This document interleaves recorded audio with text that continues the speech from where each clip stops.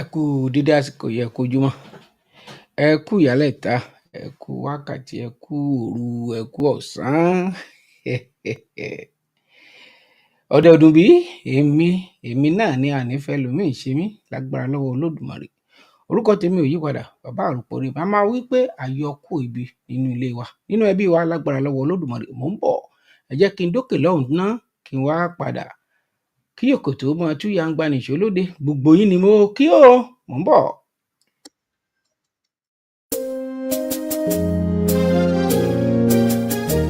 Iṣẹ́ wa fún ilẹ̀ wa, fún ilẹ̀ ìbí wa.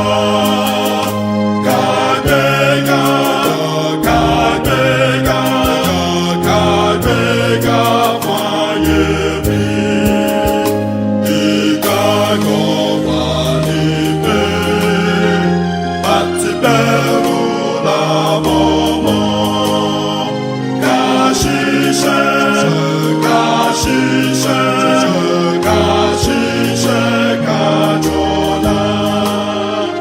Ìṣọ̀kan àtòmìnira ní kẹjẹ́ ká máa lépa. Tẹ̀síwájú kọ̀kọ́ ire àti ohun tó dára. Ọmọ òfàdìdé lọ sí ipò ẹ̀tọ́ rẹ̀.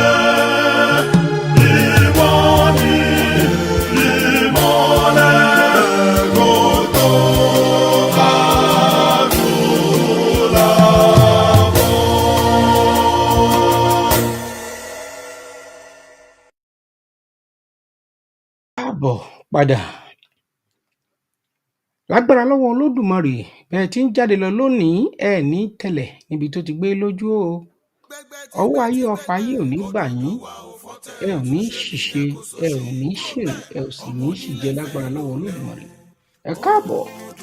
Bó bá jẹ́ pé ẹ̀ṣẹ̀ ń darapọ̀ mọ́ mi fún ìgbà àkọ́kọ́, ẹ káàbọ̀ sórí ìkànnì yìí.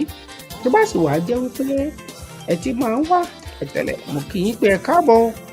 Ẹ wá fetí gbálàyé ọ̀rọ̀ kí ni ohun tí mo mú wá lónìí. Gẹ́gẹ́ bẹ́ẹ̀ ti mọ̀ bí mo ti máa ń ṣe ń gbogbo ìgbà. Kí là ń sọ̀rọ̀ lé lórí? Unmasking ìjọ.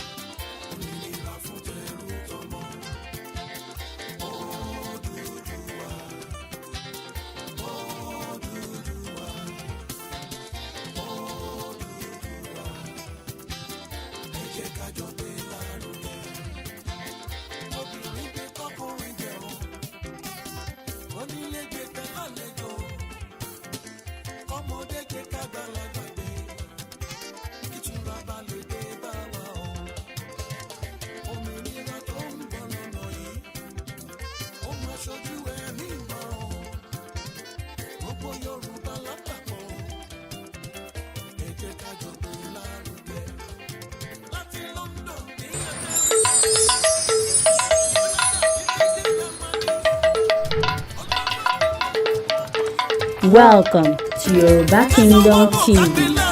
Be by passion.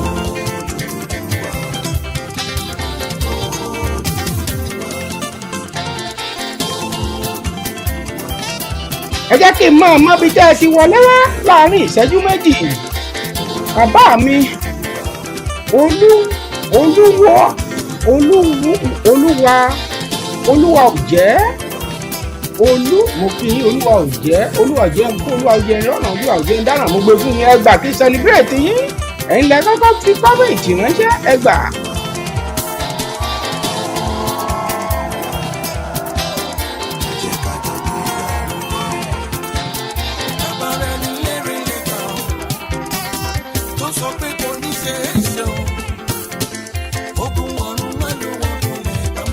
Bẹ́ẹ̀ ni ẹ bá ní òní ṣeéṣe, ogun ọ̀run á lù wọ́n bolẹ̀. Gbogbo ẹ̀yin tẹ̀ ń bẹ́ǹdì ọ̀tẹ̀, tẹ̀ ń bẹ́ǹdì àbòsí, ẹ jáwọ́ ńbẹ̀. Ó ti dé ẹ̀fẹ́ ẹ̀kọ́. Bẹ́ẹ̀ ni gbogbo ẹ fojú sí.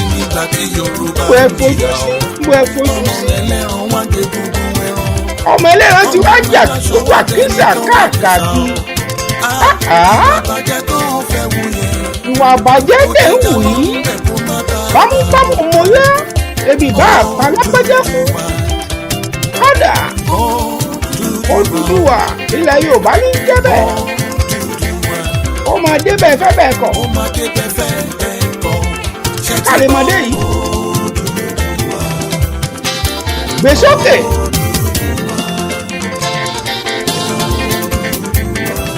Mẹ́rin pẹ̀rẹ̀ kẹ́mi mú yà ní tèmi.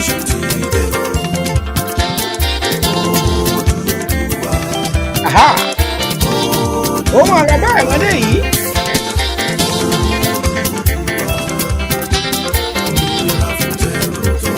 Òmìnira. Kò tí ń tó dàbí pé kéèyàn lómìnira ara rẹ̀.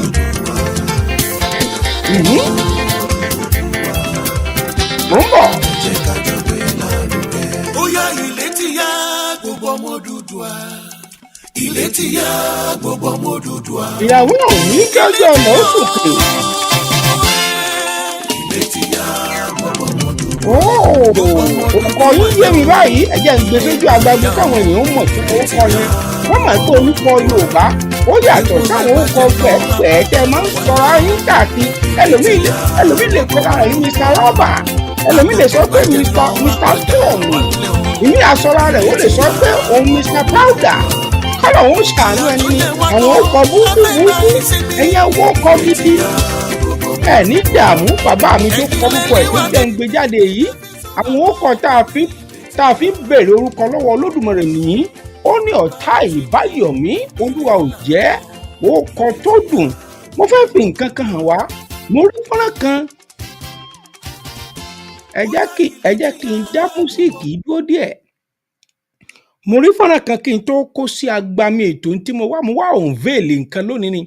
Ara máa ta àwọn kan, wọ́n sì máa bínú, wọ́n máa ju òkò búlùtù, wọ́n máa lẹ̀ mọ́ bàbá àròpọ̀ rẹ̀ níbi tí wọ́n wà. Ẹlòmíín lè gbé plasma tí ń fẹ́ wò mẹ́ kó sì fọ́ dànù ní tí wọ́n sọ lálẹ́ yìí. Ẹlòmíín lè wò mí sùnsùnsùn kó pé ọmọkùnrin yìí kó wọlé lọ kó lọ gbáfọ̀ṣẹ kó lòun ó ta mí láṣẹ. Ńgbà òjò ti ń pagun Yorùbá bọ̀ tọ́jọ́ ti pẹ́. Orúkọ àwọn kan bọ́n bá pòǹpò orúkọ wọn máa parẹ́ ni. Owó tí wọ́n kó pamọ́ gan pàápàá owó náà tún máa ṣekú pa wọ́n, yóò máa wá dá ìsàn sí wọn láà. Ọ̀pọ̀lọpọ̀ bó bá ti ń pòǹpò báyìí orúkọ ẹ̀ ó sì máa wọlẹ̀ pẹ̀lú ẹ̀. Mo ti rí ẹni tó jẹ́ local government chairman tí wọ́n ń gbé ìbẹ́rí fún nígbà kan. Mo mọ̀ dáadáa, wọn ò fi ṣètàn pa fún mi. Mo ti rí senator tó jẹ́ pé bí mo ti ń bá yín sọ̀rọ̀ yìí páìpù ní fi ń tọ̀. Páìpù òní fi ń tọ̀ kò lè dá tọ̀ mọ́. Tí ì ṣe pé wọ́n fi ṣètàn pa fáwa kínní. Mo ti rí àwọn tó jẹ́ pé wọ́n bayé jẹ́ wọ́n bọ̀run ṣe jẹ́. Ńgbà mò ń bẹ Nàìjíríà tó jẹ́ pé a tún lọ ń gbàdúrà fún wọn nígbà àìmọ̀. Ṣùgbọ́n gbogbo àdúrà tá a gbà fún wọn jọ́nà lọ́hùn kò sí kankan tó gbà ń bẹ̀. Ẹ pé kí ló fà á? Ńgbà táwa ò dá kan mọ̀, ìdí ni wípé wọ́n bayé jẹ́ wọ́n bọ̀run ṣe jẹ́. Àṣẹ ẹgbà búkú ní ń bà wọ́n. Bẹ́ẹ̀ ni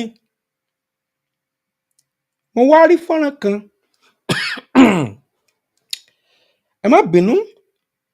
Mo kó fọ́nrán ọ̀hún. Àwọn èèyàn á máa wádìí nǹkan pọ̀. Mo mọ̀ bí fọ́nrán ò bá tí ì dọ́dọ̀ tiẹ̀ màmá. Ẹ jẹ́ ń fi hàn yín kẹ́ ẹ rí i. Ibikíbi tẹ́ ẹ ti ń darapọ̀ mọ́ mi, ikú ò ní darapọ̀ mọ́ yín, àìsàn ò ní darapọ̀ mọ́ yín lágbára lọ́wọ́ Olódùmarè. Ẹ jẹ́ kí n máa mọ̀ yín, kí n máa appreciate yín. Ó kọ bàbá kan wọlẹ̀ títí dòní.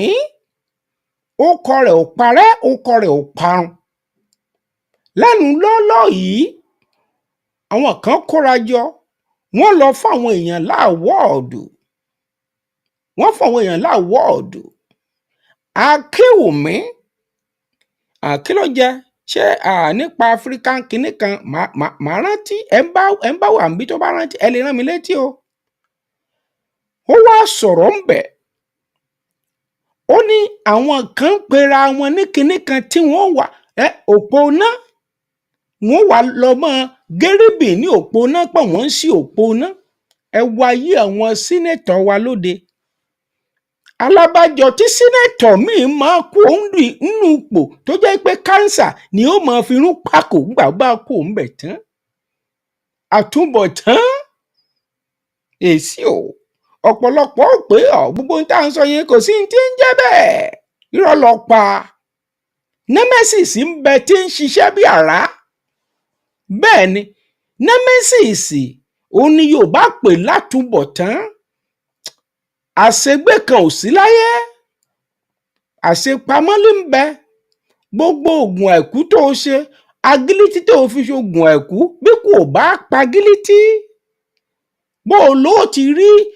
àwọ̀ agilítí fi ṣoògùn àìkú awáyé má lọ́kàn ò sí o òfúùtù fẹ́ẹ̀tẹ̀ àṣà tí òun ní kánú òun ni gbogbo wa ń ṣe ẹ̀gbọ́n ṣé Nàìjà ṣó lè wọ́ọ̀kì ìbéèrè ní káàbèrè lọ́wọ́ ara wa kì í ṣe pé àtakò Nàìjà ìlú tó dáa ìlú tó jẹ́ pé èèyàn máa fi ń ṣàdúrà fún ìlú ẹgbọ́n nǹkan tí bàbá yìí sọ ní nǹkan bíi ọdún ẹgbẹ̀lẹ́gbẹ̀ sẹ́yìn. Spoke next. Your Excellencies, Your Highnesses, ladies and gentlemen, few events in my life have given me so much pleasure as to come before you tonight to open formally the first television network in Africa.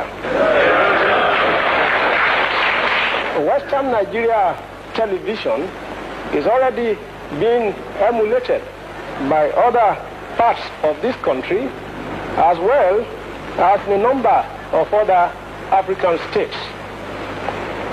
I know that you will all gain much from this great medium of mass information and instruction. It is a powerful influence for good.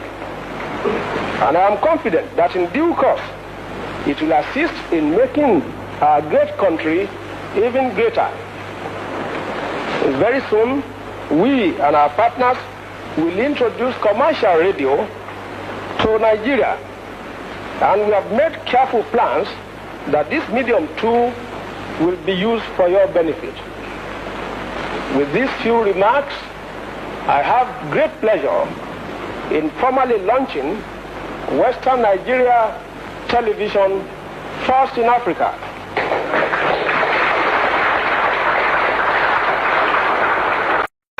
Chief Awolowo spoke next.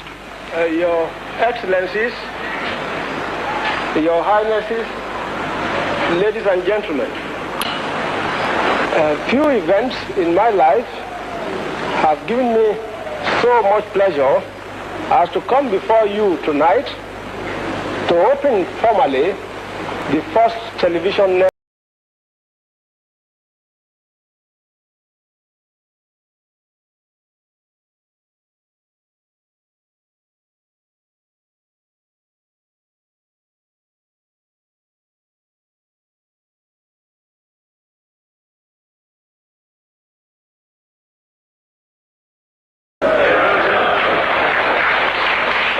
Western Nigeria television is already being emulated by other parts of this country as well as a number of other African states.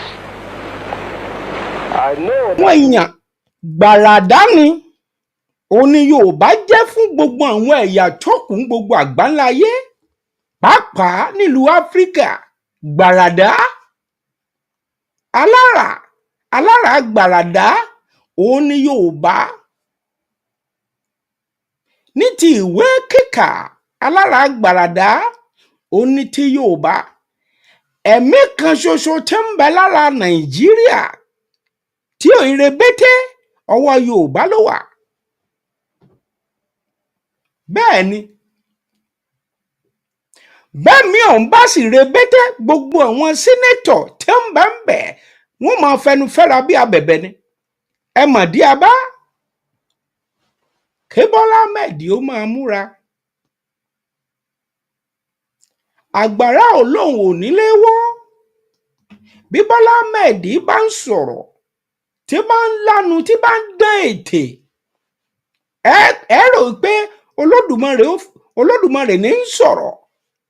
Bọ́lá Ahmed Tinubu open grace, ó tún lọ físìtì ẹ̀, ó fẹ́ finú àwọn Fúlàní. Kò sí ní tó lè gbé fẹ́ranko bó o bá wọ ẹlẹ́dẹ̀ tó gbé sínú, tó gbé sí inú, kí ni wọ́n ti ń pè, inú pálọ̀, inú yàrá, kó o wé gèlè funfun, kó o sì dá dànsíkí funfun sọ́rùn ẹ̀, yóò padà, bó o bá ti yídú padà, lẹ́lẹ́dẹ̀ ó padà lọ sínú ẹ̀rẹ̀. Bọ́lá Ahmed Tinubu, gbogbo eléyìí tó ń sọ, Fúlàní ò kó jẹ. Fúlàní ló ti bẹ̀rẹ̀ ní ọdún 8 pé wọ́n ó ṣe open grace o. A ó gbalẹ̀ lọ́wọ́ onílẹ̀, àwọn omi, ẹni tó bá nílé bíi 10 how many feet síbi omi, wọ́n gbà lọ́wọ́ rẹ̀.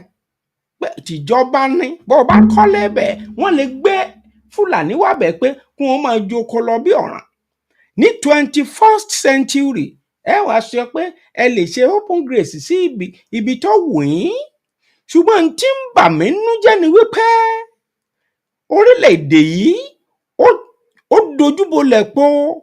Wọ́n kó ẹgbẹ̀rún ọmọ.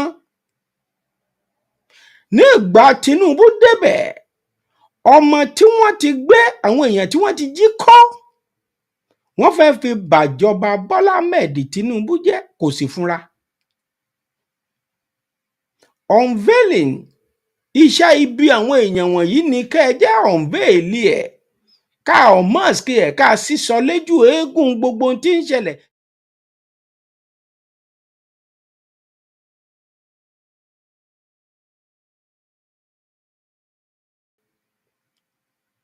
Ọ̀tá kan ṣoṣo tí Yorùbá sì tún wá ní tó tún le jù ni Tinubu fẹ́ sọra rẹ̀ dà. Ẹ wo bí o, wọ́n kó ọmọ tó pọ̀ tó yìí. Yorùbá ò ń hùwà bí eléyìí. Ẹ̀gbọ́n, ìfẹ́ tá a ní sí ọ ó pọ̀ ju tá à ń rí yìí.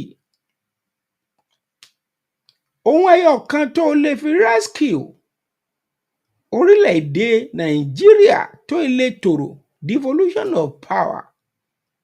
Torí parliament, bẹ́ẹ̀ bá sì lọ parliamentary government, yóò fẹ́ rọrùn ju eléyìí tá à ń sọ yìí. Ọlátúndé Jídé Adédayọ̀, ẹ ò ní ṣubú fọ̀táyọ̀, ẹ káàbọ̀. Ẹ jẹ́ á ṣe báyìí. Mo rí nǹkan kankan, ó sì ń bà mí nínú jẹ́ kí wọ́n kó àwọn ọmọ tó pọ̀ tó yìí, kẹ́nìkan kó wá ní kí Bọ́lá máa bọ̀ ní nǹkan bíi kìlómítà bíi 100 ó lé síbi tí Bọ́lá ń lọ sí. Wọ́n sì lọ ń fi Bọ́lá, ẹ lọ ń forúkọ Bọ́lá Ahmed Tinubu, ẹ lọ fi ń ṣí, ẹ lọ ń fi sí ilé kí ni wọ́n ń pè, airport, níbi tí bàálù ń bà sí, tó yẹ kí gbogbo ayé ó máa sunkún. Ńgbà ayé Jonathan, Bọ́lá Ahmed Tinubu fúnra ẹ̀ ló ní kí Jonathan ó resign, kọ̀wé fipò lẹ̀ o. Iye ọmọ tí wọ́n kó rèé, bring back our girls. Ṣé ẹ rántí, ṣé ẹ gbàgbé àwọn ọmọ ọjọ́ kìíní àná, ó lọ sọ 100 tí èyí padànù wọn. Àwọn tí wọ́n ti wá kọ́, bí mo ti ń bá yín sọ̀rọ̀ lọ́wọ́lọ́wọ́ yìí, bí mo ti ń bá yín sọ̀rọ̀ yìí, wọ́n ti tún kó ní Kaduna, wọ́n ti rọ́ọ̀lù Kaduna, wọ́n ti kó àwọn bíi 15 míì bí n ṣe ń bá yín sọ̀rọ̀ yìí, yàtọ̀ sí àwọn 16 tí wọ́n kọ́, wọ́n ti tún kó àwọn bíi 60 báyìí. Bọ́lá Ahmed, má gbọ́kànlé Fúlàní, wọ́n ó ta ọ́ ní horópọ̀n. Bẹ́ẹ̀ ni gbogbo ẹni mi sọ, àmọ̀ràn tá a lè gba bàbá wa, tá a lè gbà yá wa là ń gbà ọ́.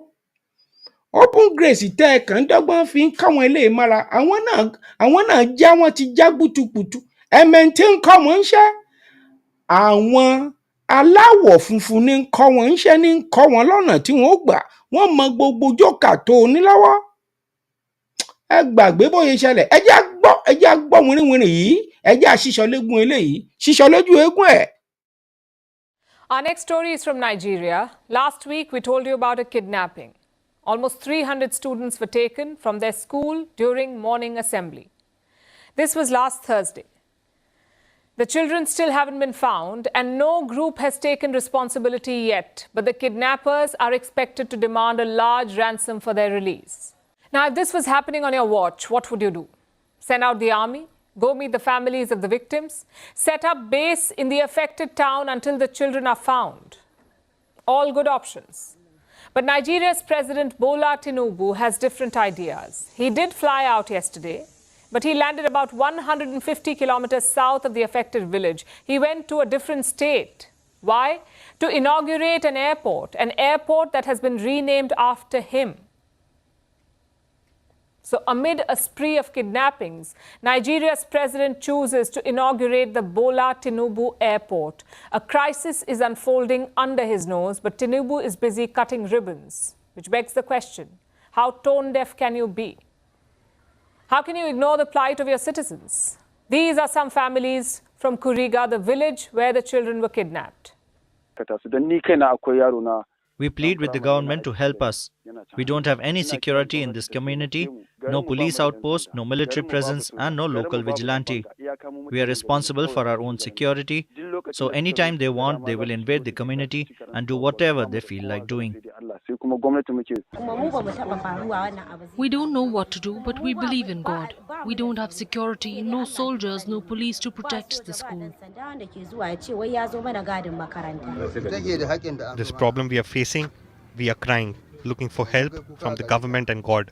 But it is the gunmen that will decide to bring the children.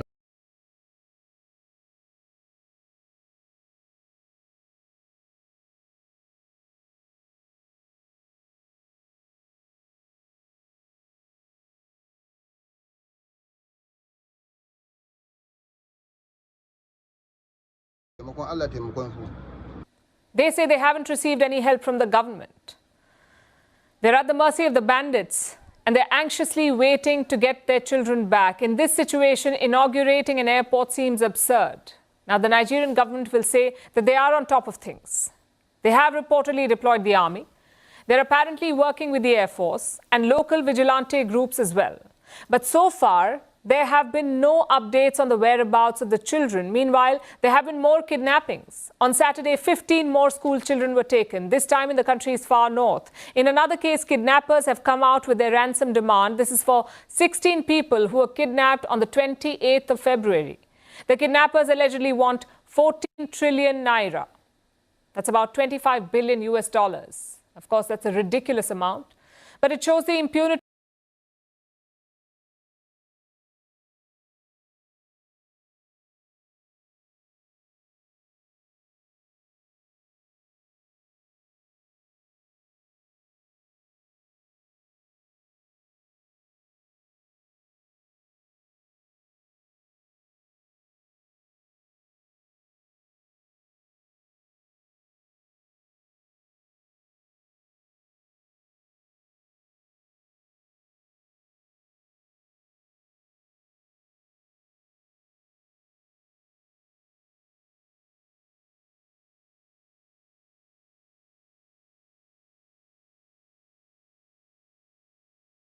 of the kidnappers.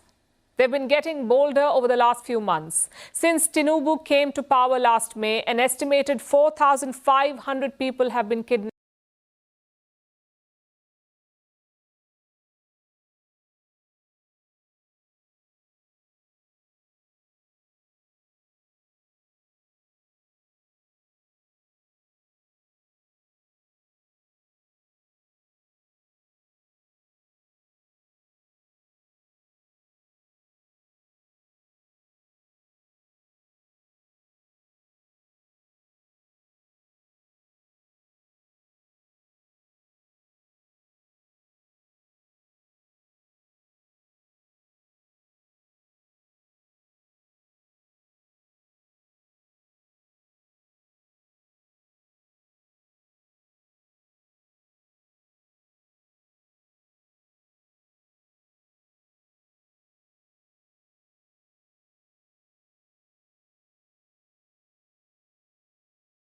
Kidnapped across the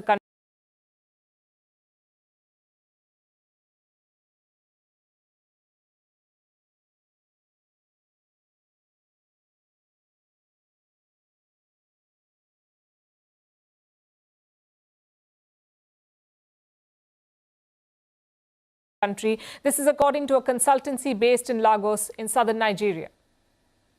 4,500 kidnappings in the last 9 months on Tinubu's watch. It adds to his growing list of scandals. He's appointed his son-in-law to a high government post.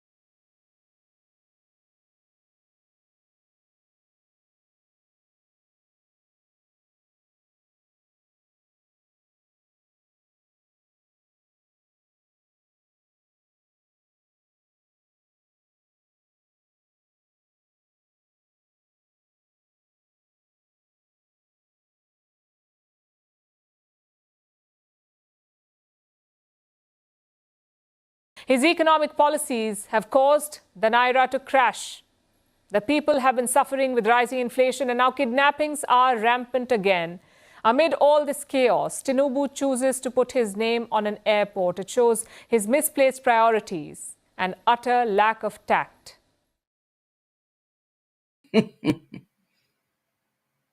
ṣé ẹ gbọ́? ṣé àkókò tó yẹ kí ọmọ Tinubu kó máa fowókọ kiri leléyìí sí airport ṣé n tó kàn nu? ibẹ̀ lẹ́ẹ̀ ti mọ̀ pé orílẹ̀-èdè tán bá ti kọ́ tó bá ti wà lórí ilé téèyàn bá ti kọ́ tán bá ti kọ́ ọ sórí omi tí ò ní àgbékalẹ̀ tó ní tòótọ́ nú, tí ò lókúta, kò sírin, kò sí sámẹ́ǹtì kí sámẹ́ǹtì ó dùn ún, n tí ń padà gbẹ̀yìn irú ẹ̀ leléyìí. ó wá ṣe mí láàánú o ẹ̀yin èèyàn, ilé ìgbìmọ̀ aṣòfin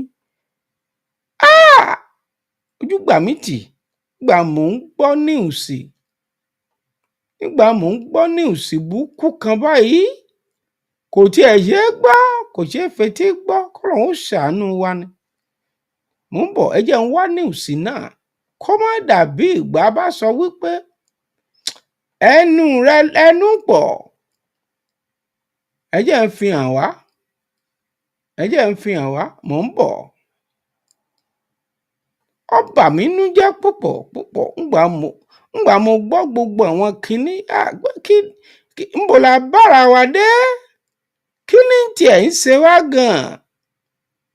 ogun ayé wo ní ń jọmọ Yorùbá? ṣùgbọ́n nínú odò inú mi mo mọ̀ pé Yorùbá gangan nìkà. Yorùbá ń ṣera wọn,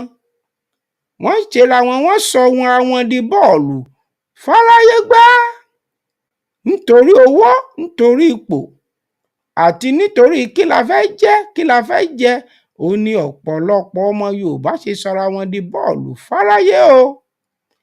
ń sì ń bà mí nú jẹ́. gbogbo ayé ló gbà wípé Bọ́lá ọmọ Tinubu ó máa gbé ìgbésẹ̀ ní kíákíá, ṣùgbọ́n Bọ́lá ń jayé kí pẹ̀lú àwọn ọmọ rẹ̀, ń fàná sípò, bí ti ń fàná sípò bẹ́ẹ̀ ní ń fọmọ sípò. ẹ jẹ́ á gbọ́ nǹkan táwọn sínétọ̀ Bọ́lá Ahmed Tinubu ń ṣe. mò ń bọ̀.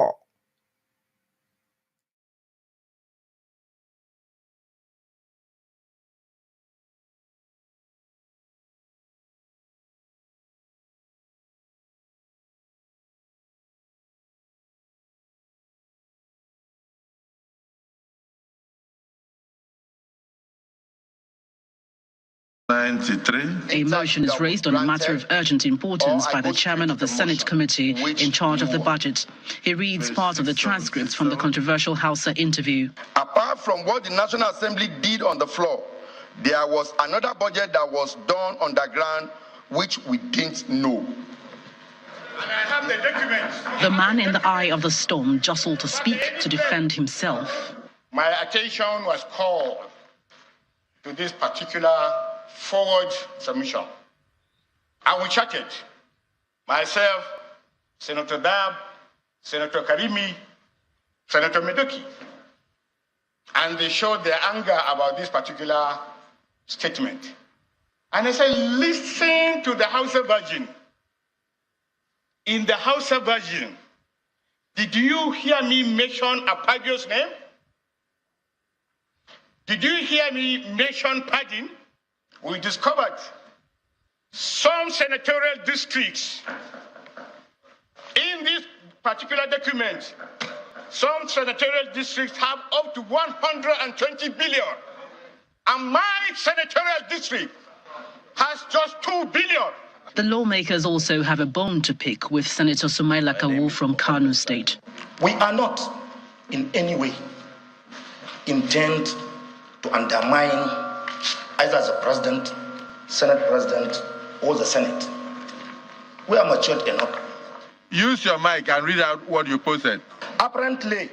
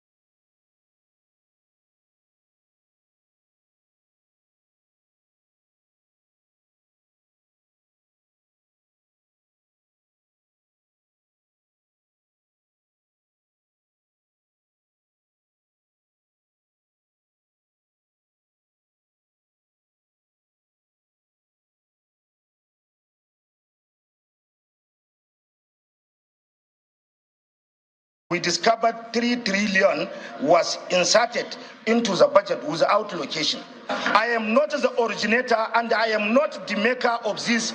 Look at the content, look at the English. Is it senators? Is that our quality? We will deal with the issue of the Senate.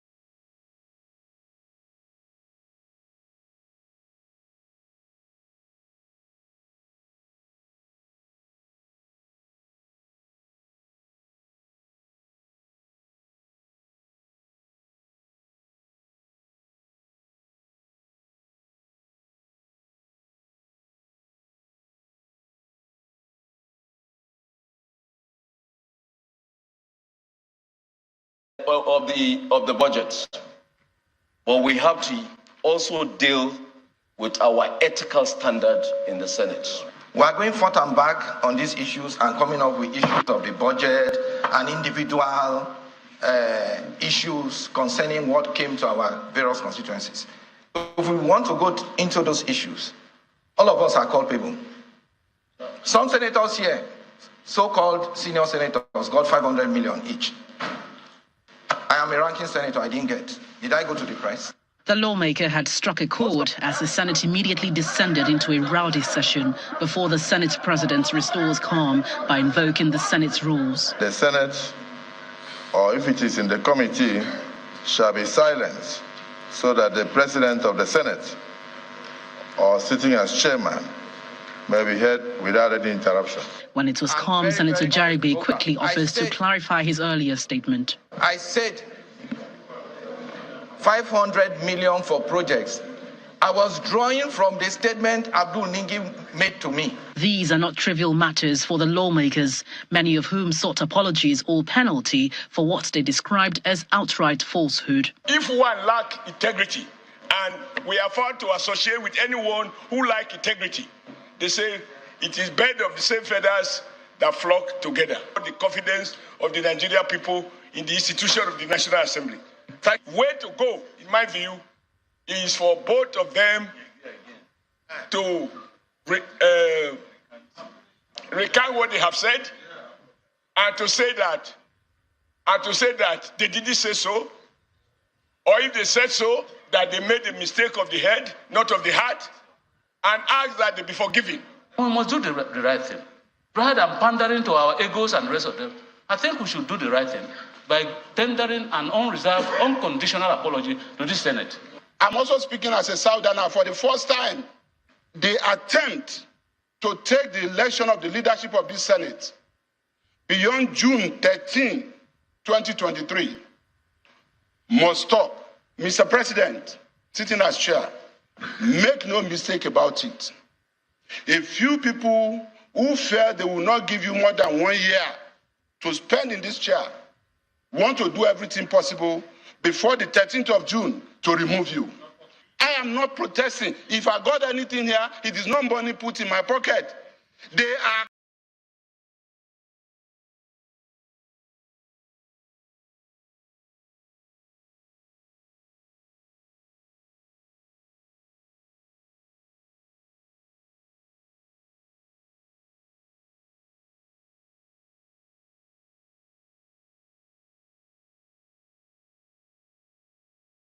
constituency projects given to my constituents, and I'm not apologetic about it. Mr. President, please let us go into the prayers and do the right thing. My first prayer is that the Senate should suspend Senator Abudinigi for an initial period of 12 months. Again, a rowdy session ensued over the length of the suspension before leniency prevails. Civil Senator Abdul Nengi of Baji Central, having posted falsehood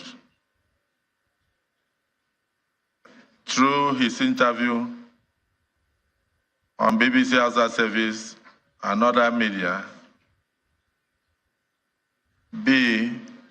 and is hereby suspended from all activities of the Senate, including being found within the precincts of the Senate for the next 3 months.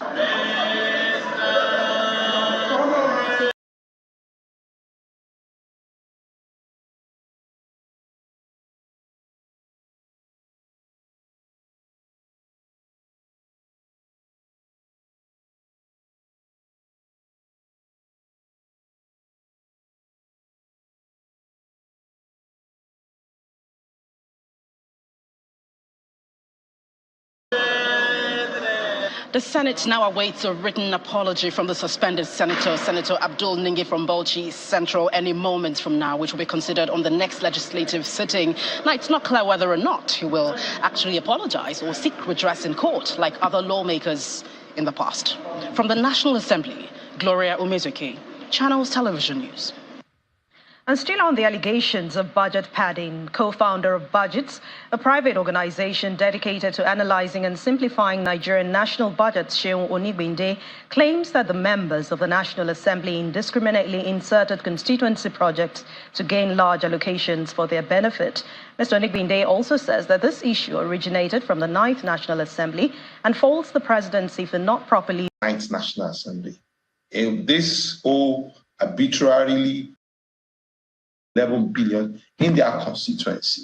And it looks like it was a free-for-all. And before this budget was passed, we said the president needs to have a grip of the budget. This is the same thing Muhammadu Buhari's government did. And why he spent so much, he borrowed so much, and he achieved so little. This did not start with the National Assembly. This started with the 9th National Assembly. If this all arbitrarily indiscriminate insertion of projects by the National Assembly, where, because I agree to some extent that appropriation powers belong to the National Assembly, but powers must be used in a responsible manner. That is what I believe. The National Assembly has gotten to a point that now, after the budget has been presented by the executive, it carves out an amount for itself. It allocates those amounts to each of the senators. Let's not forget, Previously, there was a constituency fund for projects, and that was 100 billion naira. And everybody agreed that if that is the sacrifice you are going to make to allow the budget to be passed, if that's what you're going to use to oil the wheels of budget passing, let us have that. And if you're going to raise that to 200 billion or 250 billion, considering that the budget is now have gotten bigger compared to previous years, that's fine. But for you to now go and add over 7,000 projects to the budget at over 2.2 trillion naira, it's ridiculous. Ṣẹ́gbọ́n, wọ́n bayé jẹ́ wọ́n bọ̀run ṣe jẹ́. Wàhálà ń bẹ. Wọ́n ti da nǹkan rú pátápátá. Wọ́n ti ba nǹkan jẹ́ pátápátá. Ṣé wọ́n rí n tó wá burú ńbẹ̀? Bá a ṣe ń sọ eléyìí lọ́wọ́. Bá ti ń sọ eléyìí lọ́wọ́ lọ̀ràn míì tún ń bẹ́ ni wàhálà míì tún ń bẹ́lẹ̀. Ibi tó ti ń sọ yẹn lọ́wọ́ wọn ò tí ì sọ tán. Nígbà kẹta wọ́n lọ kó ọmọ ibi tí Tinubu ti sọ pé òun lọ ń gérébì ní airport, wọ́n forúkọ ẹ̀ sí airport, ó lọ ń ṣe kinní kan, bẹ́ẹ̀ bá fún wa ńlẹ̀ ẹ jẹ́ kí ṣe open grace, àwọn ọ̀rọ̀ tí ò tiẹ̀ ní tí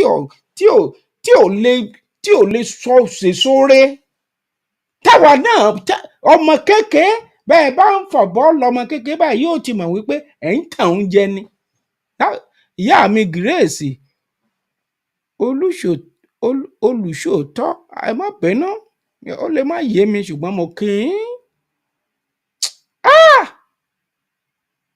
Inú mi ò dùn. Ó bà mí nú jẹ́. Bọ́lá sì ń bojú Yorùbá jẹ́ díẹ̀díẹ̀. Mo kí yín o. Ọlátúndé Jídé Adédayọ̀, ojú ò ní tì yín. Ẹ tiẹ̀ jẹ́ a gbọ́ ohun tó tún ṣẹlẹ̀ ní Kaduna. Láàárín ọjọ́ méjì mẹ́ta, mo láwọn Fúlàní fẹ́ dojú ìjọba ààrẹ bolẹ̀, ó rò pé mò ń ṣe é. Devolution of power ló lè ṣe é. Ẹ jẹ́ àpadà báwọn bàbá wa, àwọn founding father bọ́n ti ṣe é. Ìgbà yẹn ló máa lójú. Bọ́lá o, agbára ń bẹ lọ́wọ́ rẹ, tètè lò ó. Kágbára náà kó tó dojú bolẹ̀, kó tó wà useless gẹ́gẹ́ bí èdè àwọn olóyìnbó. Ẹ jẹ́ ká gbọ́ nǹkan tó ṣẹlẹ̀ bí mo ti ń bá yín sọ̀rọ̀. Free the abducted children. Meanwhile, the Minister of State for Education, who was also in Kaduna, has described the abduction as a major setback in the efforts to curb the menace of out-of-school children. It is 6 days since no fewer than 287 school children were abducted by bandits at Kuriga community in Chukun local government area of Kaduna State. The attack has been generating reactions and has also raised concerns about the government's Safe School initiative. The Inspector General of Police, Kayode Egbetokun, arrives Kaduna State to meet Governor Uba Sani over the unfortunate incident. He is accompanied by some senior police officers. The IGP assures the governor that the police leadership is working with other security agencies to ensure the safe return of the children. Your Excellency, I want to assure you that the police leadership and indeed the leadership of all security agencies in Nigeria are as concerned as you are over the safety of these children. And we are going to do everything possible with you to ensure that they return safely. The police boss also outlined some of the strategies for the rescue of the victims and forestalling a future occurrence. I have instructed Ocha North local government area of Delta State. The commander, 63 Brigade. White man on white that do command. Take me to an factory in the dream. My petanya is there. So I went to collect it. The prime suspect is 22-year-old Emmanuel Ebuka, who claims to have passion for constructing drones and arms. When I was a kid, when I was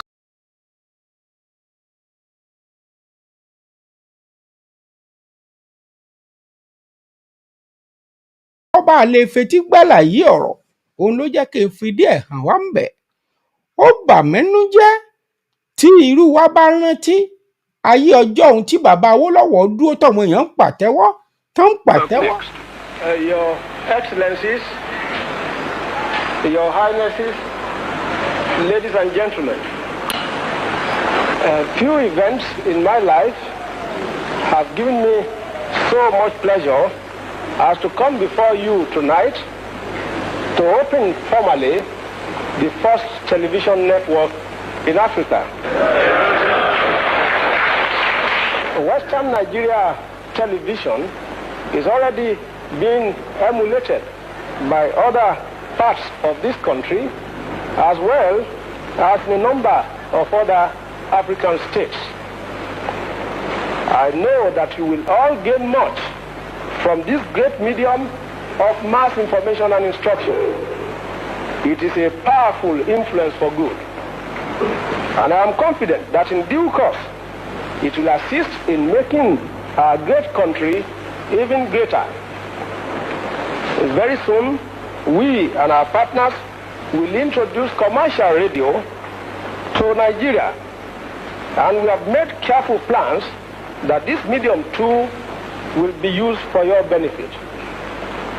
With these few remarks, I have great pleasure in formally launching Western Nigeria television first in Africa.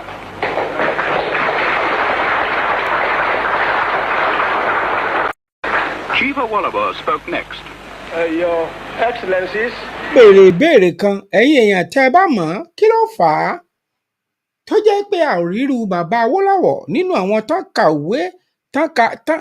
kàwé ọ̀fẹ́ lọ́dọ̀ bàbá Awólọ́wọ̀ kí ló fà á? Wọn ò wá lé orúkọ mọ́. Ìbànújẹ́ ti torí àgbà gbogbo wọn kọlù. Wọ́n ẹ sì lọ sí ilé ìwé ọ̀fẹ́. Ẹ wá bàlújẹ́ débi pé gbogbo ayé wá ń pariwo. Ìbànújẹ́ ń bọ̀ lórí ẹ̀yin náà bẹ́ẹ̀ fẹ́ bẹ́ẹ̀ kọ́. Kazeem Hussein olú ti sú wa eku òkè bí eku mọ́ ẹyẹ òkè bí ẹyẹ mọ́ gàrí là ń mu sá èmi àtàwọn abí mi àlè jẹ ráìsì mọ́ ẹ̀wà náà ti wọ́n gàrí ọ̀gá ti di 1-2 ó ti sú mi orílẹ̀-èdè ti sú mi báyìí kọ́ ni wọ́n bá tẹ́lẹ̀ gbogbo àwọn tí wọ́n ní ọ́lá yìí ẹ̀kọ́ ọ̀fẹ́ ni wọ́n ká o ẹ̀kọ́ Awólọ́wọ̀ wọn ká àlè rán mọ́ sùkúù mọ́ ayé yín ó dáa ó ti sú wa o wọ́n bá wá nǹkan sí àti forítì ẹ rí i pé orí mi gan ti pa ó ti sú wa o orílẹ̀-èdè wọn bá wá nǹkan ṣe sí o ráìsì ti gàrí ti 1-2 mo tún gbọ́ pé ráìsì ti di 80,000 àpò wọ́n bá wá nǹkan ṣe sí i tá a bá tún wá bẹ́ẹ̀ rẹ̀ pọ̀ báyìí epo 680 700 là ń rà kí ló dé kí la ṣe àwa akórópè gbogbo ẹ̀pọ̀n ní òmò gbóná lálẹ́ tá a mọ̀ fọmi wẹ́ẹ̀tì ẹ̀ pẹ́pẹ́ kan ò mọ̀ lànà àní rí kankan epo náà ní ń gbà lọ owó skúfíìsì àmọ́ mi ò rí san báyìí. Ó jọ eré kì í ṣàwàdà ẹ wá mọ ohun tó burú jù mò ń bẹ̀gbọ́n mi dáadáa kan sọ̀rọ̀ ẹ̀ ń bẹ ní Maryland nílùú Amẹ́ríkà ń bí.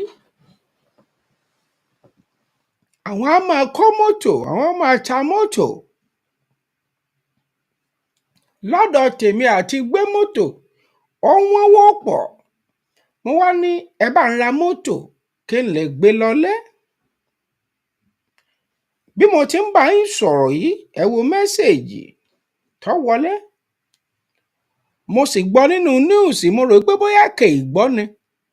Mo gbọ́ nínú níùsì àwọn custom wọ́n ti fowó kún owó èyí tí ẹ ó máa fi gbẹrù ní tínkà.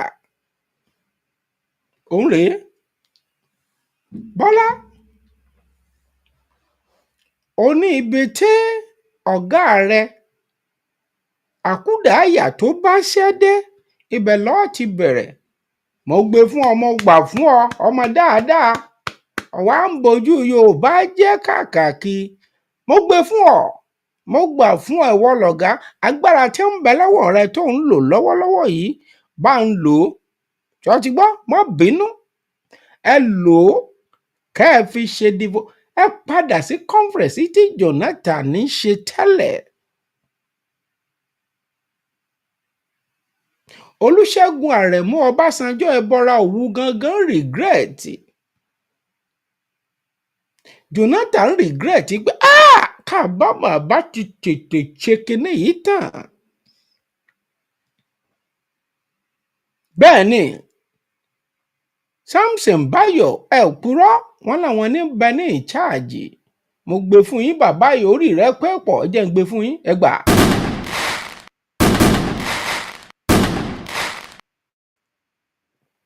Àwọn ní bẹ́ẹ̀nbẹ́ àwọn ní ṣèfẹ́ inú wọn tí wọ́n ń jayé bẹ́ẹ̀ ń jẹyọ̀. Ṣùgbọ́n ẹ jẹ́ àkíyèsí owó ìbá ti níyì tó. Tó bá jẹ́ èèyàn lè fàpò iyọ̀ kan sebẹ̀ tán lẹ́ẹ̀kan ọlá ìbá ti níyì. Bó bá jẹ́ pé èèyàn lè kó díndín màálùú kan kó sì jẹ́ tán ọlá ìbá ti níyì tó. Ṣùgbọ́n Olódùmarè jẹ̀dá lọ. Mo fẹ́ fi ìṣòro Nàìjíríà hàn yín. Tí ìránṣẹ́ Ọlọ́run ẹ̀gbọ́n mi Fẹ́mi Emmanuel tí ń bá àwọn èèyàn sọ gbogbo yín lẹ ní fọ́nrán ọ̀hún lọ́wọ́. Ó sòótọ́ ọ̀rọ̀. Mò ń retí bàbá Adébóyè kún ó sọ the same thing n ò gbọ́ lẹ́nu wọn. Bàbá kan ń gbà dá mẹ́wàá lọ láàfin ni. Mò ń retí Kúmúyì kó sọrú tọkùnrin yìí sọ. Kúmúyì kan ń gbà ó kàn ń gbọrẹ lọ láàfin ni. Bákan náà MFM mo ń retí tó bá wá yá ń gbà tí gbogbo yín bá papòdà ńbo lẹ́ kojú sí ńbo lẹ́ wà. Ẹ ń gbowó lọ́wọ́ ọmọ Nàìjíríà tọ̀sán-tòru ẹ wá síṣọ́ ọ̀sán ẹ wá síṣọ́ òkùnkùn ẹ wá síṣọ́ òru gbogbo ẹ̀ ni wọ́n ń ṣe ṣùgbọ́n ẹ lè bá àwọn ìjọba yìí sòótọ́ ọ̀rọ̀ ìdí ni wípé ẹ ń jẹ nínú rọ́ọ̀tì ọ̀hún. We give Asiwaju the courage to do it because it will affect even himself. It will affect all the APC powers. It will affect all the MDs of banks. The MDs of banks are the destroyer of this system. Bẹ́ẹ̀ni. The powerful, the high and the mighty. He is stepping on their toes. I pray God give him the grace to do it. The next thing he should do, tell him if you know him, is to restructure this country. Mm-hmm. Nigeria is a fraud. Mm-hmm. One particular tribe repressing the whole of us. Did you hear what Central Bank governor wants to do? Just a department, the operation department of Central Bank, to be moved back to Lagos, where you have 99% of the headquarters of bank. The North is agitated. Don't take Abuja back to Lagos. They don't care. If you all become beggars, it's okay for their oligarchic mentality. I talk like no other pastor talk. I talk like no other pastor talk. Because I have seen into governance, I have seen into the church. And I know where the problem is in this country. Are you hearing me? They may not like what I'm saying, but they cannot dispute the truth. This country cannot go on like this. Okay, I was talking about those who migrated. I don't blame those that want to japa. You know, initially I was saying don't japa. Do you hear me say that again? Japa if you want to japa. Because you look at the country and say, what future? If it goes on like this, what future? If it goes on like this, civil war is imminent. If it goes on like this, military intervention is imminent. Do we want to go back to that? No. Something must happen. I have always believed that something must happen. Do you see the way we pray in this church? Make Nigeria one. We don't pray. Nigeria is not one, and it can never be one. We are different nations tied together by force. We should still be one country, but let everyone govern himself the way he likes. Exactly. Are you hearing me? That's it. Let the Niger Delta have their oil. Let the East have their resources.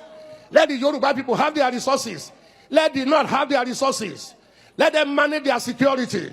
Give them state police. Let everybody guard his borders. Let everybody generate his economy. Why must we generate oil in the Niger Delta and take it to the North? Why must we generate IGR here, or the VATs, and take it to the North that generate nothing? The 10 key northern states have Sharia. Sharia says no to alcohol. Sharia says no to tobacco. But alcohol and tobacco is what gives us VAT here. And you take the money from there to spend where you say you don't want, but you like the money. Fraud. fraud, unfairness, injustice. Where did we sit down to make Nigeria 36 states? Where did we sit down? Kan wá fèsì ibi tá a ti jòkó tá a sọrú ẹ̀. North, Ẹ wá fèsì. West, East, 1963, by plebiscite, Midwest came in. Where did we sit down and say we shall be 36 states plus Abuja, and the biggest one taken to the north? More local governments. Then we came with federal character. You are qualified, but from the tribe you came from, you can't be qualified. Now, you can't pass any law in that National Assembly without Northern approval. They are in larger quantity, deliberately made so. So how do we go from there?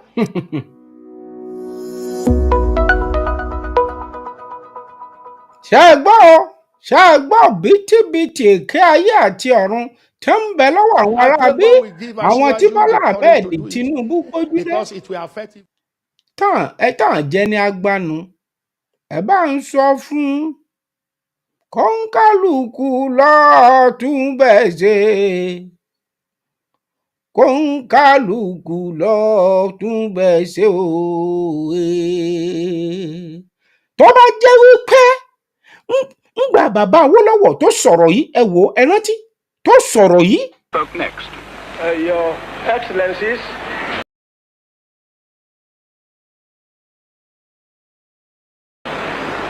Your Highnesses, ladies and gentlemen, few events in my life have given me so much pleasure as to come before you tonight to open formally the first television network in Africa.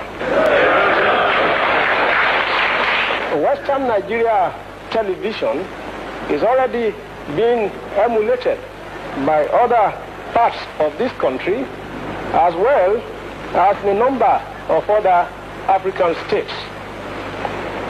I know that you will all gain much from this great medium of mass information and instruction. It is a powerful influence for good. And I am confident that in due course, it will assist in making our great country even greater. Very soon, we and our partners will introduce commercial radio to Nigeria. Bó ti sọ̀rọ̀ ló ṣe, ó ṣe rédíò, ó sì ṣe tẹlifíṣàn.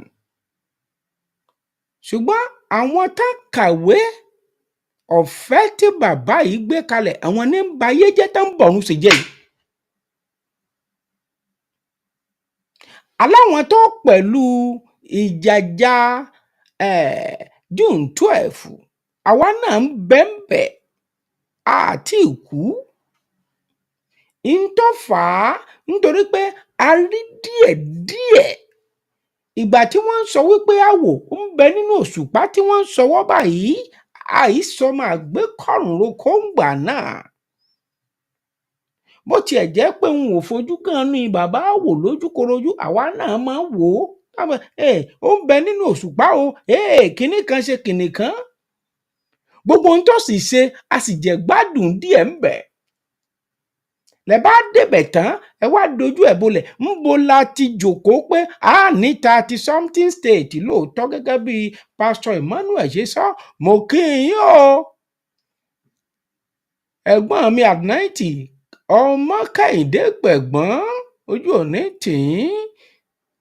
Bàbá mi Adétóyè Steve, ẹ ò ní tẹnugbó bí ọwọ̀. Bẹ́ẹ̀ ni àwọn apá ìtọ́ wa ojú wọn ń já díẹ̀díẹ̀, ojú wọn ó máa já. Ẹ wo bí, ẹ jẹ́ kí n kí gbogbo àwọn tán ti pín, gbogbo ẹ̀yin tẹ́ ti pín, ẹ jẹ́ kí n fìfẹ́ hàn fún yín jàre, ẹ gbà. Ẹ ṣé jàre, ẹ ní tẹ̀lẹ̀ níbi tó ti gbé lójú o. Ìjì ò ní wọlé yín, ẹ ò ní fẹkún ṣèfàjẹ. Ẹ̀yin mo jù fẹ́ ṣe. Ẹ̀yin tẹ́ ẹ̀ sì pín náà, ẹ bá ń pín lára ìfẹ́ tí mo jù sí. Gbogbo ọmọ Yorùbá mo nífẹ̀ẹ́, nítorí pé Yorùbá ni Yorùbá ó máa jẹ́. Wàhálà tí ń bẹ ńlẹ̀ Nàìjíríà, constitution ìbànújẹ́ tẹ́ ẹ gbé wá ká wa mọ́, a ò fẹ́ mọ́. Ẹ jẹ́ á wá bá a ṣe máa sọ̀rọ̀ ara wa. àwọn kan àwọn ẹranko játijàti kan tí wọ́n pera wọn ní nǹkan tí wọn ò sì jẹ́ nǹkan tí àní màálù yóò máa ba oko yín jẹ́ wọ́n tún wá ń dáná sun wọ́n lóko wọn ò dẹ̀ lè rẹ́nu sọ̀rọ̀ wọ́n ṣe I ké sí ìjọba I will talk to the government I will do kinní kan òyìnbó rádaràda la rí lẹ́nu àwọn kinní ẹgẹẹgẹ àwọn wọ́n ń bayé yín jẹ́ ẹ sì ń fòyìnbó òyìnbó lẹ̀ ń fọ̀ tá ń ràn yín lóyìnbó ẹ rò pé mò ń ṣe ẹ jẹ́ à ń fi fọ́nrán náà hàn yín níbi tán ti bayé wọn jẹ́ dé wọ́n rún ayé ẹlòmíì wọ́n rún bí ìgbà téèyàn rún gúgúrú sí ọ ẹlòmíì sì gbẹ́nu dákẹ́ kí n tó fi hàn yín kíní kan ń bà mí nú jẹ́ tí mo fẹ́ fi hàn yín tí mo fẹ́ yẹ kẹ́ ẹ rí ǹjẹ́ ẹ jẹ́ mọ̀ pé ńgbà tí gbogbo àwọn kinní olóbùkù ìtàn jẹ gbogbo ayé ìjẹkújẹ nílùú Àbújá wọ́n sì jogún nǹkan lọ rẹ́rẹ́rẹ́rẹ́ wọn ò rẹ́mi lò ẹ̀yin ẹ wo lára ẹ̀.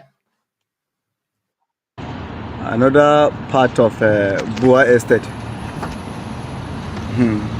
Allah ya sauka. Another part of Bua Estate. Empty houses. Wow. Allah ya sauka. Empty street. Kai. Subhanallah. Inside the heart of Abuja. Can you imagine? Nobody is living in these houses. You can see the houses. Subhanallah. Allah ya sauka. Nínú ọ̀gbùngbùn Àbújá àwọn èèyàn kọ́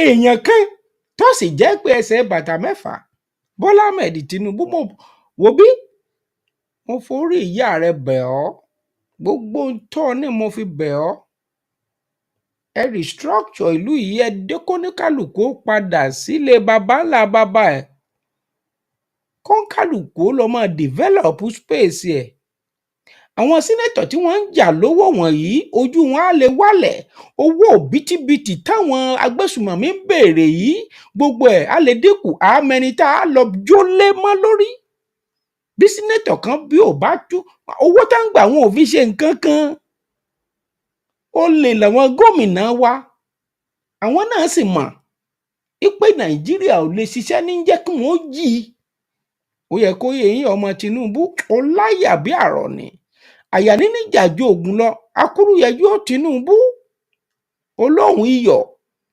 oríkì bàbá rẹ bàbá pé mo mọ oríkì bàbá rẹ wọn kì ọ dìde lórí ibùsùn láàárọ̀ tó máa ná mi lówó ni Bọ́lá o Tinubu akiriṣore náà pè ọ́ o ṣọmọ Yorùbá lóore lélẹ̀ tó wọbẹ̀ yìí o Bọ́lá Ahmed ẹ̀yin ẹ wo itú tó ń fọmọ Yorùbá pa Fúlàní ò ṣeé bá dòwò pọ̀.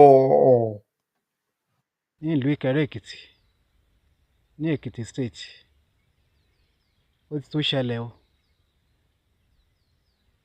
Èkìtì state ní Ìkẹrẹ oko àbádẹ́mọ ibẹ̀ mo wáyé o bí mo ṣe dóko láàárọ̀ báyìí bí mo ṣe bá oko tí mo ti náwó sí oko tí mo yáwó tí mo cultivate bí mo ṣe bá láàárọ̀ yìí ni àwọn Fúlàní mo ṣe bá láàárọ̀ yìí ni èní ni 4th of March 2024 òru ìjẹta on the 2nd mọ́jú àná òun náà ṣiṣẹ́ yìí o ṣe rí báyìí iṣẹ́ tí mo ti ń ṣe láti last year lè òun ni wọ́n parí ẹ̀ ní òru ìjẹta mọ́jú àná nìsín ṣe rí báyìí ṣe rí báyìí ṣe rí báyìí iṣẹ́ tí mo ti ń ṣe láti last year òun ni lè mo yáwó ṣoko yìí ni o ìgbà tí mo rí pé iṣẹ́ ìjọba kò tó nǹkan kan mo fi iṣẹ́ ìjọba lẹ̀ tí mo wá sóko ńlá sí à láti Àbújá wípé tí n bá lè ṣiṣẹ́ màá lè fi tọ́jú àwọn ọmọ mi they arrive to go to university ìgbà tó yẹ pé iṣẹ́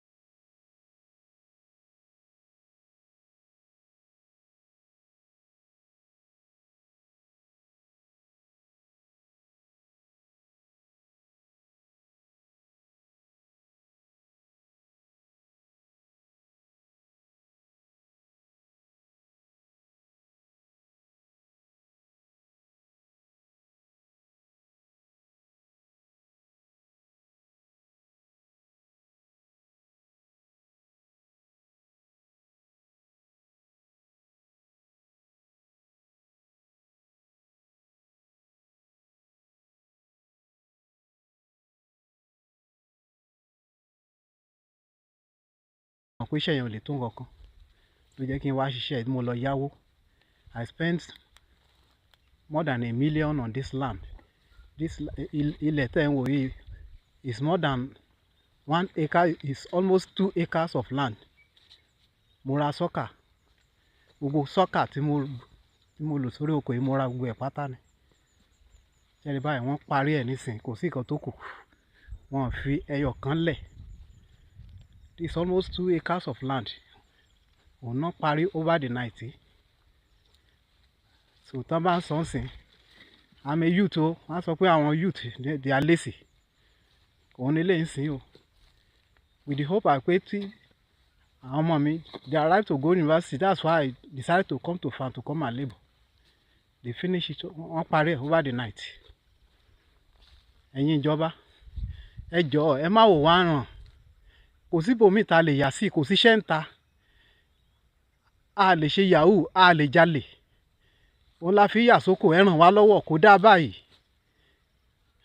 A lè kì í ṣe gbogbo wa ló lè gbébọn, kì í ṣe gbogbo wa ló mọ yahoo ṣe. Ẹ ràn wá lọ́wọ́. Ìjọba Èkìtì state bàbá wa bá o. Ẹ ràn wá lọ́wọ́. Oko Ẹ̀dẹ́mọ ni mo wà, a ti ń pariwo títí kò sígbà tí màálù tó kúrò lórí oko yìí. Gbogbo ìgbà la máa ń bá wọn bẹ̀.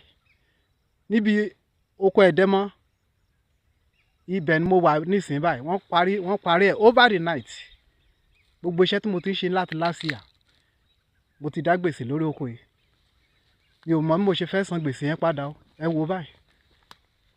Gbogbo ẹ̀ wọ́n level gbogbo ẹ̀ ní. Wọ́n level everything ni wọ́n level. Mi ò mọ orí.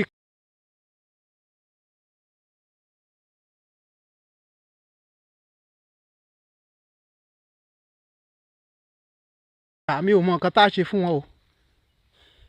Mi ò mọ nǹkan tá a ṣe fún wọn.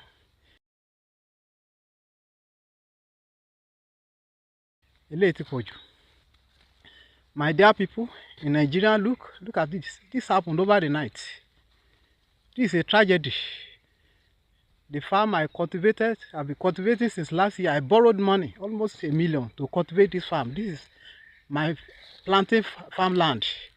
I just came this morning now. Today is 4th of March, 2024. I just came this morning now, meet my farm like this. They leveled everything, nothing remained. Finish everything. I'm appealing to the government. They should have mercy upon us, upon the youth who are ready to work. Look at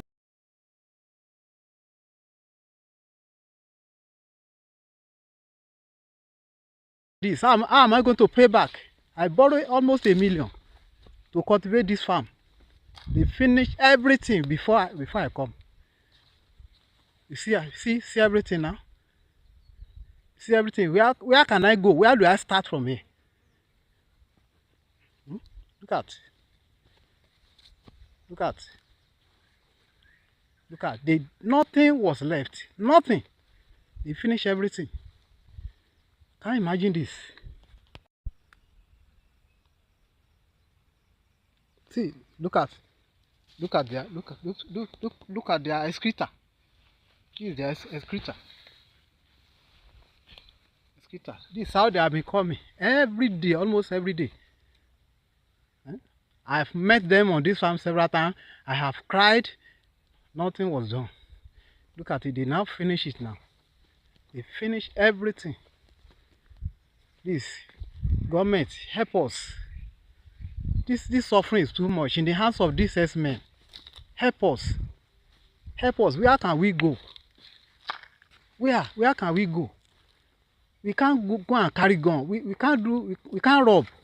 We cannot kill because of money. We need to survive. We need to send our children to school. Please, government, help us. This is too much.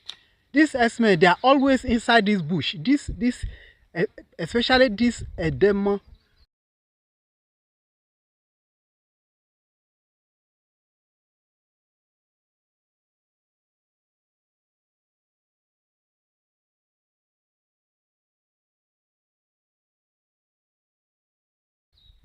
Versus this Imola road.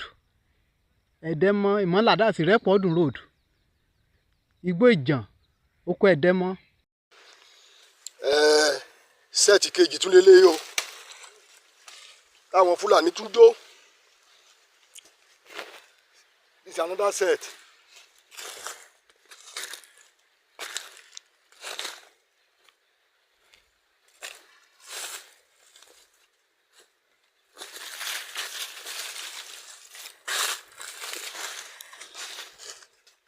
Another set lélẹ́yìí o.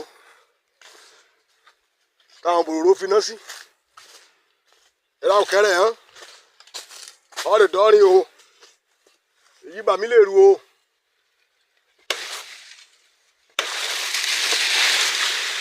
Èyí bà mí lè ru o. Ìfúlàní hàn.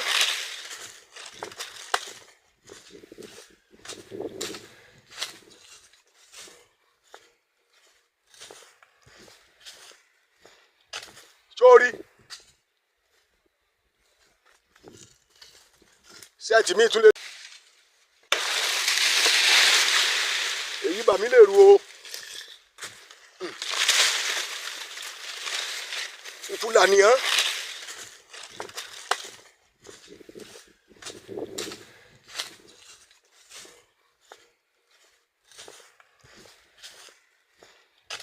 Sórí.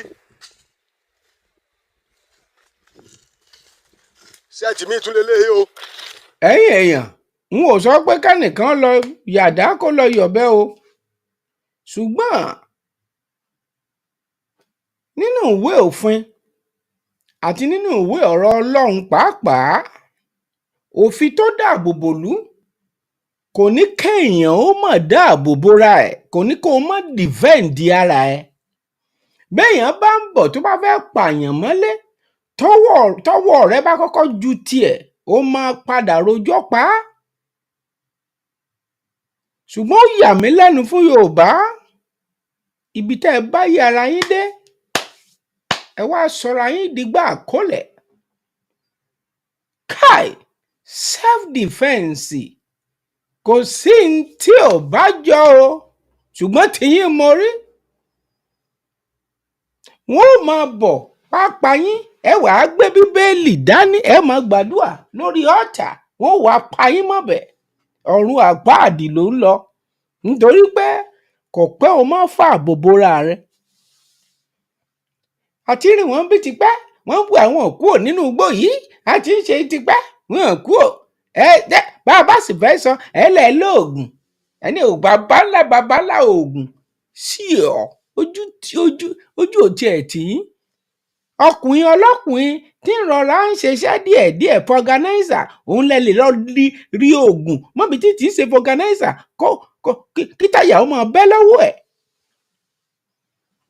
bọ́bá yá ìkẹ́ lòun làjẹ́ á lòun ló ń doyún mọ́nú ẹnìkan ẹ ò sì lè dé Fúlàní mọ́nú gbọ́ ṣíọ̀ máa tanra yín jẹ wọ́n fi mú ìfọ̀n ń tọ́jú fèrè ṣá ẹlẹ́ẹ̀gbọ́ràn ni ẹ lọ́rọ̀ gbọ́ ibi láti jáde ń jọ́ sí ó yá o ẹ jẹ́ kí gbogbo wa dìde o ká ṣe o ẹni àwọn fẹ́ dàlúrú o wọ́n ń pèsè o wọ́n má bàlújẹ́ o wọ́n á dàlúrú o. ìyá jẹ pàṣà sí i la ẹlẹ́ẹ̀gbọ́ràn ni ṣé bàbá ẹ lóyìn sọ pé kórópọ̀ ń gbóná ó ṣẹ̀ṣẹ̀ bẹ̀rẹ̀ sí ń gbóná ni. Kazeem Hussein olú ti sú wa eku òkè bí eku mọ́ ẹyẹ òkè bí ẹyẹ mọ́ gàrí là ń mu sá èmi àtàwọn abí mi àlè jẹ ráìsì mọ́ ẹ̀wà náà ti wọ́n gàrí ọ̀gá ti di 1-2 ó ti sú mi orílẹ̀-èdè ti sú mi báyìí kọ́ ni wọ́n bá tẹ́lẹ̀ gbogbo àwọn tí wọ́n ní wàhálà yìí ẹ̀kọ́ ọ̀fẹ́ ni wọ́n ká o ẹ̀kọ́ Awólọ́wọ̀ wọn ká àlè rán mọ́ sùkúù mọ́ ayé yín ò dáa ó ti sú wa o wọ́n bá wá nǹkan sí i àti forítì ẹ rí i pé orí mi gan ti pa ó ti sú wa o ó ti sú wa o orílẹ̀-èdè wọn bá wá nǹkan ṣe sí o ráìsì ti di gàrí ti 1-2 mo tún gbọ́ pé ráìsì ti di 80,000 àpò wọ́n bá wá nǹkan ṣe sí i tá a bá tún wá fẹ́ rè pọ̀ báyìí epo 580 680 700 là ń rà kí ló dé kí la ṣe àáwọ̀ akórópè gbogbo ẹ̀pọ̀n ní òmò gbóná lálẹ́ tá a mọ̀ fọmi wẹ́ẹ̀tì ẹ̀ pẹ́pẹ́ kan ò mọ̀ lànà àní rí kankan epo náà ní ń gbà lọ. béèyàn bá kọ̀ǹpléènì láti bí dọ̀la tẹ́ ń kọ̀ǹpléènì tó sọ pé wórópọ̀ ń fẹ́ ta ó kàn ta dànù lásán ni kò sí ní tí ọmọ Tinubu ó ṣe sí ẹ̀yin ní kẹ́ ẹ jẹ́ra yín gbà ẹ pariwo pamọ́lẹ̀ ẹ jẹ́ á padà kóníkàlùkù lọ́mọ develop space ẹ̀ wórópọ̀ ẹ̀ sì máa fọ́ kò ní gbóná nìkan ẹ̀yin èèyàn at 90 wàá rọ́wọ́ mi láìpẹ́ ẹ̀gbọ́n mi dáadáa n ò fi yín lẹ̀ o lọ́wọ́ Olódùmarè mo fi yín sí ṣùgbọ́n ẹ jẹ́ àkọ́kọ́ gbọ́ nǹkan tọkùnrin yìí sọ náà kí n tó lọ. I dare to tell this nation today that this is the problem. This constitution can never give us progress. This constitution can never give us peace. This constitution can never give us unity. And unfortunately, most of us in this National Assembly, we don't have the spine to face what we need to give this republic to have peace and progress. What do I mean? This constitution. Bàbá yìí ó ti sọ̀rọ̀ yìí ó tọ́dún mélòó kan yìí sì ń sọ fáwọn tí ń bẹ National Assembly ẹ wo tútù àwọn National Assembly ń pa báyìí o owó ni wọ́n ń jà lé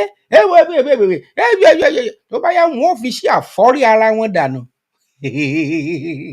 constitution gbẹ̀mígbẹ̀mí iná gbélé yín lọ́wọ́ tó bá jẹ́ bẹ́ẹ̀ ni ẹ jẹ́ ń lọ báyìí o èèyàn ẹ ní tẹ́jú ilẹ̀ mọ́lẹ̀ gbogbo ẹni tó ti darapọ̀ mọ́ mi lágbára lọ́wọ́ Olódùmarè ó dèwọ̀ ikú ò gbọ́dọ̀ darapọ̀ mẹ́nìkan nínú yín tọmọtọmọ gbogbo ẹni tó bá sọ wípé bí mo ti ń lọ òun ò ní dé òòjọ́ tẹ̀yìn tútù bá forí sàpáta òòjọ́ náà lẹ́wọ́ ara rẹ̀ bàjẹ́ ó dàbọ̀.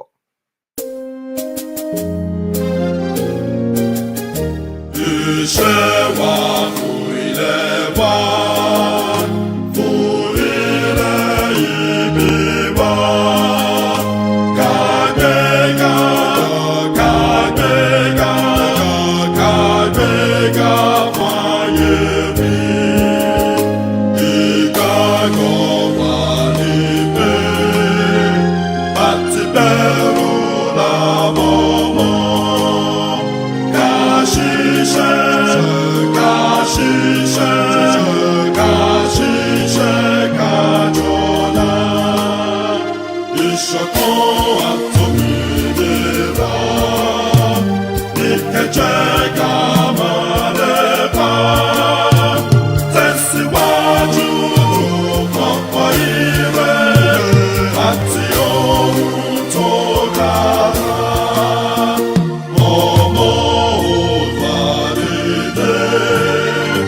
Was